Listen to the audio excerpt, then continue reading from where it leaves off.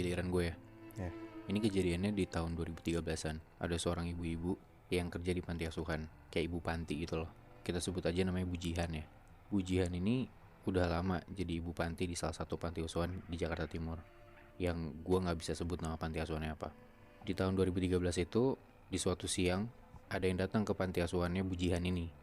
Dan ternyata yang datang itu namanya Bu Endang. Bu Endang ini ibu-ibu pengusaha yang cukup sukses lah.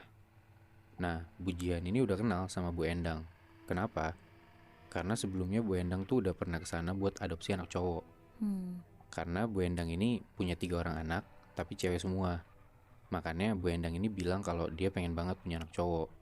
Saat itu yang diadopsi namanya Ahmad, cowok, umurnya masih 8 tahunan saat itu. Dan itu 3 tahun lalu. Jadi kayak 2010-an lah. Nah di 2013 ini Bu Endang datang dan dia ngomong kalau dia mau adopsi anak lagi, anak cowok. Bu Jihan seneng dong, ya ada orang baik yang mau adopsi anak lebih dari sekali gitu di tempatnya dia.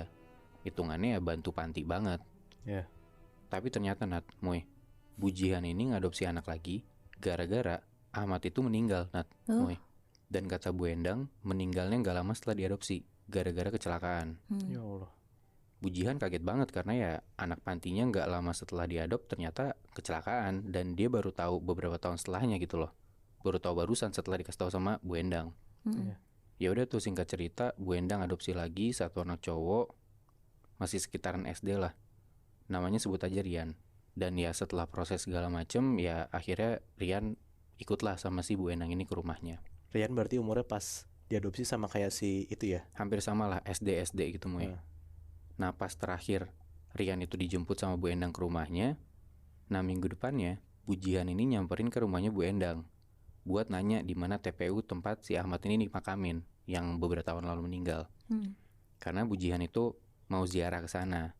Ya anak pantinya meninggal ya dia mau ngelayat lah gitu, mau ngedoain. Iyalah.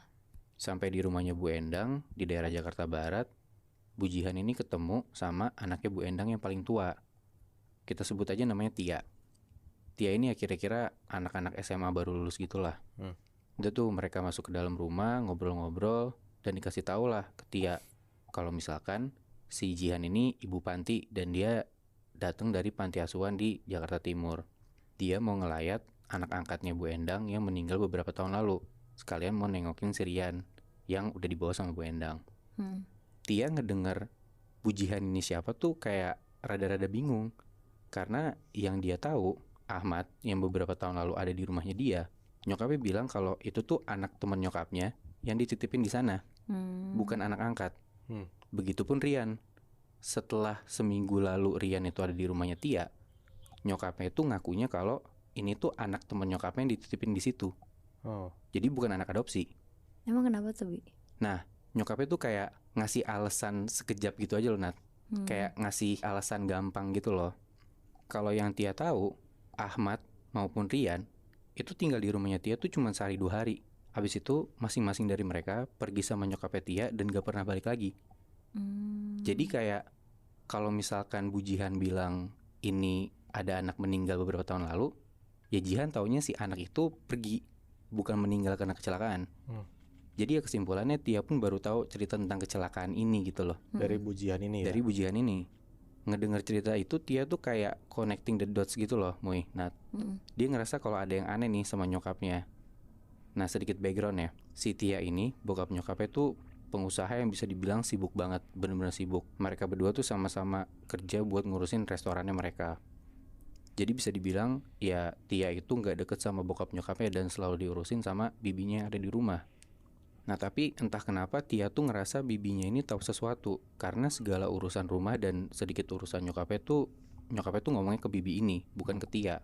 Akhirnya Tia langsung lah nanya ke bibinya, anak yang minggu lalu ada di rumahnya dia tuh siapa? Dan Tia tuh bukan nanya sebagai orang yang bingung. Dia coba untuk nanya seakan-akan bibinya ini tahu sesuatu. Jadi kayak ngegertak gitu loh, Nat, Moy.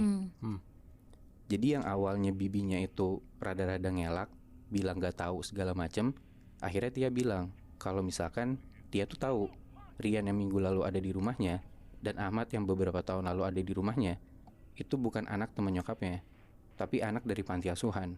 Dan kalau emang beneran si Ahmad itu meninggal gara-gara kecelakaan dan nyokapnya nyembunyiin sesuatu, karena nyokapnya bohong kan. Tadinya bilang kalau itu anak teman nyokapnya. Nah Tia bilang kalau bibinya ini bakal dilaporin ke polisi saat itu juga. Ini nanyanya depan bujihan juga, Bi? Betul. Ya karena cuman gertakan doang gitu loh dari si Tia ini ke si bibinya. Nah mungkin karena ya namanya pembantu gitu ya, dia panik digertak kayak gitu. Berhasil tuh Nat, Moy, dikasih tahu lah sama bibinya ini. Jadi sebenarnya bapak sama ibu tuh selalu dapat giliran buat bawa anak cowok ke perhimpunannya mereka. Perhimpunan apa? Nah, perhimpunan itu tuh kayak bibinya sebenarnya nggak tahu pasti apa, tapi kayak perhimpunan ini tuh punya acara besar gitu yang diadain setiap setahun sekali. Di tahun ini gilirannya bapak sama ibu buat bawa anak cowok ke sana. Bibinya masih bilang kayak gitu. Bibinya bilang, ya pastinya gimana sih saya nggak tahu non. Tapi yang pasti tiap malam acara besar perhimpunan itu, ibu pasti nanya dulu ke bibi, si non udah tidur belum? Pas mau balik nih, pas nyokapnya mau balik nih dari perhimpunan itu. Kalau si Tia udah tidur, barulah bapak sama ibu tuh pulang. Dan si bibinya bilang, begitu bapak sama ibu sampai rumah, badannya bapak sama ibu tuh kayak bau amis banget. Terus bibinya bilang, bibi cuma tahu itu aja non, selebihnya bibi nggak mau tahu. Ibu pun nggak ngasih tahu apa-apa. Nah dengan info yang kayak masih setengah-setengah gitu, Tia ini masih bingung sebenarnya ini perhimpunan apa sih. Tia pun nggak pernah tahu bokap nyokapnya tuh ikut organisasi apa gitu kan. Ya dia cuma tahu bokap nyokapnya tuh punya usaha restoran dan emang bener-bener tiap hari ngurusin restoran itu gitu loh. Karena emang ya restorannya bisa dibilang cukup rame. Sisanya ya ketemu-ketemu orang mungkin buat janjian usaha atau apa, setahu Tia cuman kayak gitu doang. Dari situ ya si Tia cobalah maksa buat bibinya ini ngomong. Tapi ya bibinya gak bisa jawab karena emang gak tahu apa-apa. Tapi akhirnya bibinya ngomong kalau misalkan ada satu orang lagi yang biasa ngebantuin si bapak sama ibu, namanya Mang Jaka. Nah si bibi ini pun udah ketakutan gitu ngasih taunya Natmoy, ngasih tahu info ini. Takut si Tia tuh cepu ke bapak ibunya dan akhirnya nanti si bibi ini dipecat gitu kan. Dari info itu besokannya akhirnya Tia nyamperin nih sama si bujihan buat pergi ke Mang Jaka yang dikasih tahu sama bibinya. Nah dia samper, si Tia ini pergilah karena katanya si Mang Jaka ini kerja di salah satu TPU yang ada di Jakarta Barat. Yang mana ternyata ya setelah disamperin emang si Jaka ini salah satu tukang gali kubur di sana. Tia ngenalin diri, dia siapa, anaknya siapa. Bujihan juga ngenalin diri. Dan akhirnya Mang Jaka paham lah kondisinya seperti apa. Mang Jaka ini perawakannya kayak bapak-bapak biasa, Natmoy. Umurnya 40-an, kurus dan ya emang kelihatan sebagaimana tukang gali kubur biasa. Mereka ngobrol tuh di deket TPU situ. Dan Mang Jaka tuh ngasih tahu apa yang dia tahu tentang yang dilakuin sama bokap nyokapnya Tia ini. Jadi Natmoy, bokap nyokapnya Tia itu ikut ke dalam sebuah sekte, yang mana anggotanya ini ngadain semacam upacara tiap tahun di suatu malam buat ngelakuin persembahan. Dan yang ditumbalin itu harus anak cowok. Oh jadi pakai tumbal? Betul. Nah Mang Jaka ini ngerasa ya udah biasa ngelakuin kayak gini, toh dia dibayar juga lumayan duitnya buat nguburin mayat yang abis dipakai buat persembahan ini.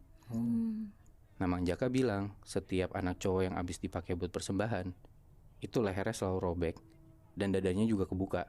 Terus jantungnya tuh pasti udah hilang. Selain itu, logikanya kan kalau dada kebuka, darahnya agak-agak berserakan gitu ya. Ini enggak, mayatnya tuh cenderung udah kering, kayak darahnya udah habis. Kalau yang dia denger, orang-orang di sekte itu, pas di upacaranya, mereka mandiin diri mereka sendiri pakai darah si persembahan ini. Dan mereka selalu ngelakuin itu tiap tahun, biar anggota-anggota dalam organisasi itu usaha mereka tetap lancar dan tetap aman-aman aja. Di akhir Mang Jaka bilang, ya kamu gak usah takut dan gak usah mikir mau laporin ini kemana-mana. Karena ya kalau sampai bocor dan makin luas, gak cuman kamu sendiri ataupun bujihan yang kena, tapi ya bapak ibu kamu juga pasti kena buat diapa-apain sama si organisasi ini. Sampai detik ini pun juga si Tia gak konfrontasi ke orang tuanya, Bi? Betul Moy, kayaknya lu berdua juga udah paham sih kalau misalkan organisasi atau sekte yang emang kuat, kayaknya kalau misalkan ada orang yang bocor juga, orang yang bocor itu sendiri yang bakal celaka duluan. Iya sih bener. Sebelum. Tapi kayak kasihan banget bujihan gitu loh, dia ngerasa kalau anak dia tuh diangkat buat dijagain gitu loh. Tapi ternyata malah buat ditumbalin kan? Bener Moy. Berarti juga udah bertahun-tahun banget ya mereka ikut sekte itu, Bi? Soalnya kan udah sampai 2 kali kan anak panti itu kena. Iya benar. Dan ya mau gimana lagi, mungkin salah satu cara yang kepikiran sama si nyokapnya Tia buat dapetin persembahan anak cowok yang paling gampang adalah ngambil dari panti asuhan. Gue masih kepikiran kayak ada aja gitu loh Bi, orang yang ngambil tumbal dari panti asuhan. Itu parah banget sih Muy sebenarnya. Cir, tempat yang dibuat dengan kasih sayang dan di dalamnya pun juga orang-orang tuh punya tujuan mulia buat ngurusin panti asuhan itu. Tapi kenapa ya masih ada aja gitu loh orang egois yang manfaatin panti asuhan buat kepentingan dia sendiri.